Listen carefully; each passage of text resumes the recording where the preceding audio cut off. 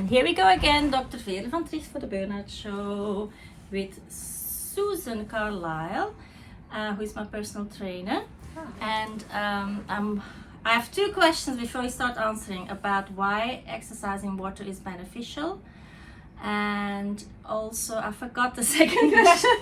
Fine, we'll start with the first question. So, exercise and water is great because it is for everyone. There's less pressure on your joints, because even just in shallow water as well, it makes a massive difference just to add a little bit of support. So, if you've got any joint issues or anything like that, it's great because you can do so much more in the water than what you can on land. Mm-hmm. It's also really good for blood pressure. The pressure of the water also helps to keep it lower, plus your heart rate, so that if you have any heart conditions or anything like that, you're not exercising and taking your heart too high. Okay. Yes, so I started exercising in the water after a knee injury, and I saw a physiotherapist who gave me exercises like little parkour that I did for years.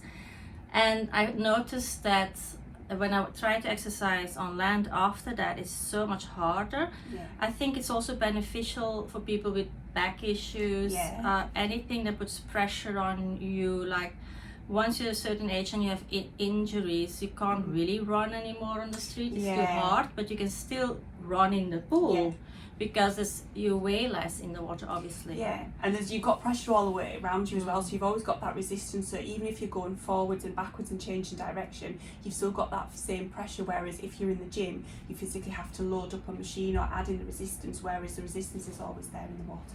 Yeah, and I also noticed that there's a lot of mature people exercising the pool, which is impressive. Yes. Because I'm doing this video to give hope to people with injuries and with heart disease, and I know plenty that think that they don't belong in the gym anymore, but you do, because there is a place for you. As Sue said, actually exercising in the water is beneficial, because when you have heart disease, your cardiologist still wants you to exercise somehow. Yeah, because you still need to keep your heart nice and strong.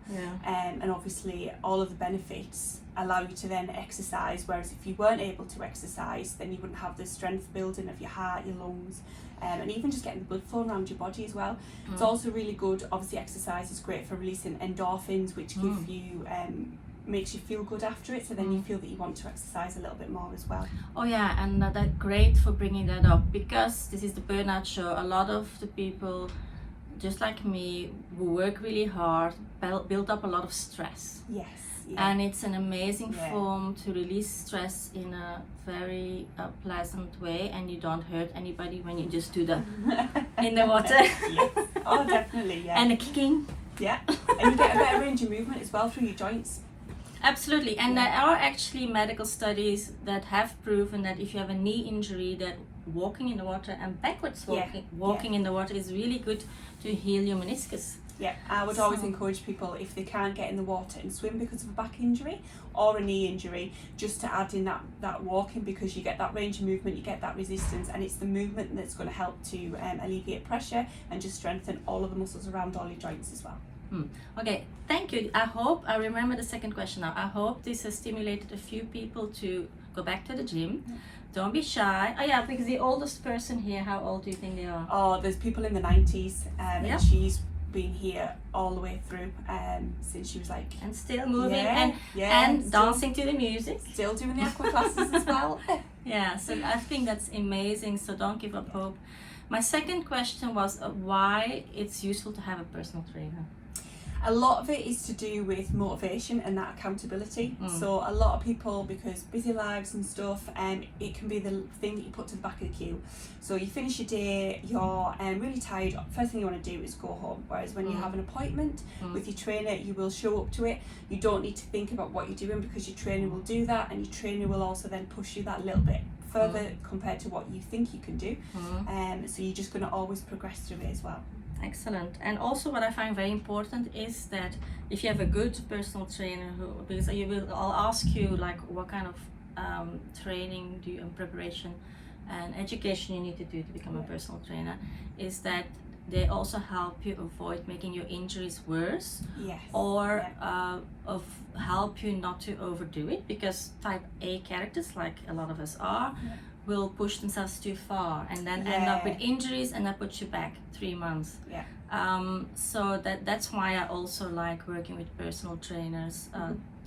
And also make sure that your posture is correct, so that you don't end up with more injuries than you came in with. Because especially lifting weights and things, you can do things wrong. Easily done.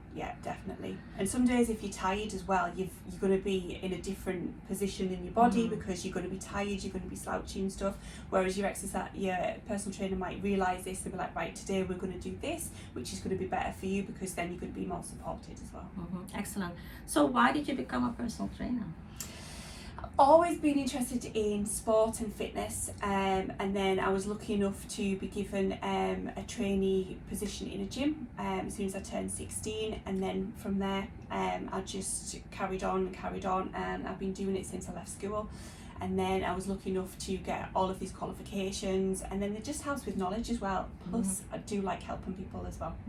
And you need to know the physiology of the body. There is, you need to do all the muscles as part of your initial training anyways, and then as you do further qualifications, so you get like a basic fitness instructor qualifications, and then when you decide to be a personal trainer, you then go into more in depth of stuff, which is good.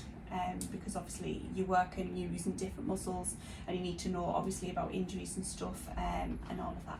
Okay, well, I think that is all very useful information. Last question. We are in Carlisle, and your name is Carlisle. Is that your husband's name? Yes. But it's spelled a little bit different, Because I thought that maybe he owned the whole city. I wish. I wouldn't be doing personal training if he did. No, not that lucky. Okay, I think we learned a lot in a short period of time, and it's time for us to get into the pool. See you later, people.